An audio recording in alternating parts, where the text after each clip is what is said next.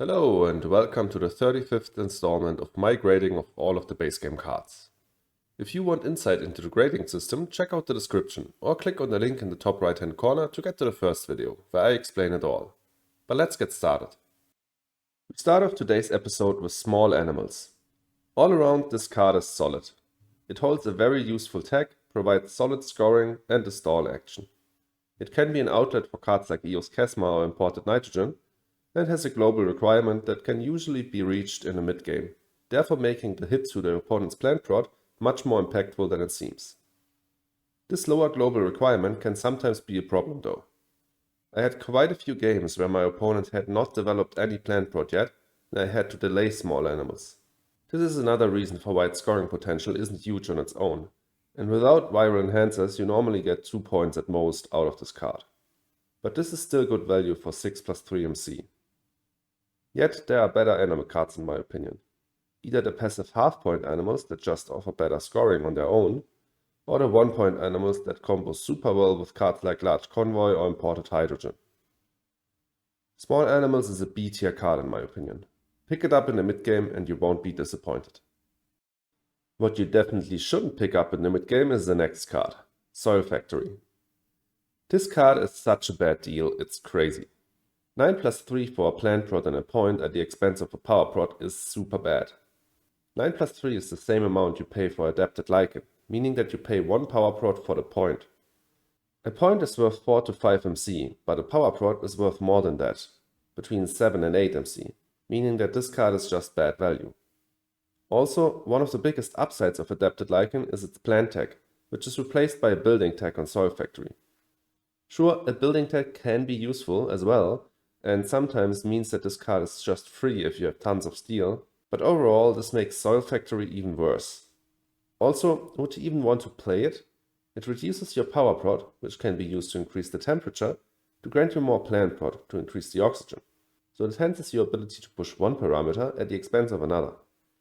In my opinion, it's an F tier card that I would almost never pick up in the draft and only play if I have tons of steel laying around and nothing to do with it.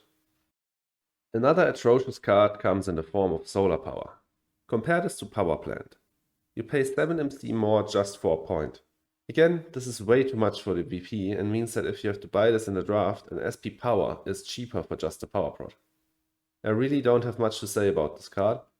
It's playable sometimes, namely if you draw it for free and have tons of steel, and in comparison to Soil Factory, it actually does something useful.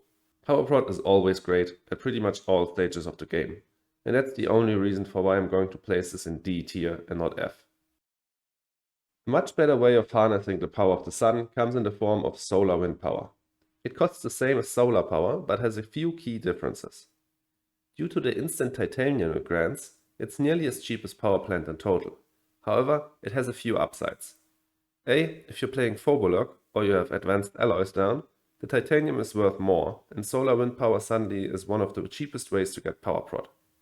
B, it holds a science tag, and if you remember that I just put Search for Life into C tier just because it's a cheap science tag and can unlock or combo with some of the best cards in the game, then we know that's a huge upside. And C, just the fact that Solar Wind Power holds 3 different tags can be very useful for diversifying.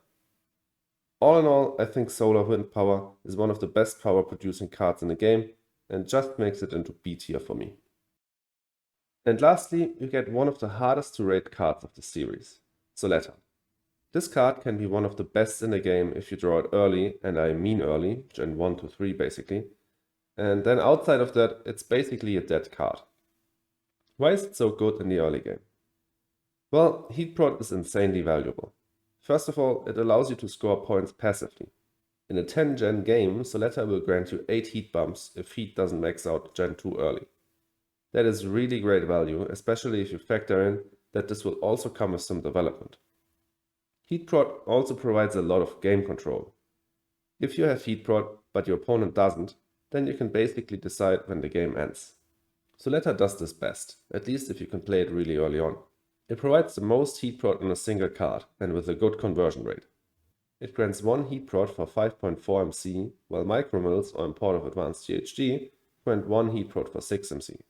Of course, Soletta is best if you can get at least 1 more Heat Prod such that you have 8 and can convert each gen for sure. But even without that, it's super influential in the early game and strong enough to have a game plan formed around it. But the problem remains, how to rate a card that is only really worth playing super early on and then falls off a cliff. I decided to put it in B tier. Just know, in the early game it's more of an S or A tier card, and then it gets progressively worse rather fast. Thanks so much for watching. Let me know in the comments whether you agree with my ratings, or if not, how you would have rated these cards differently. Also, if you enjoyed the video, please leave a like and consider subscribing. And lastly, please check out my Twitch and my Twitter. See you in the next video.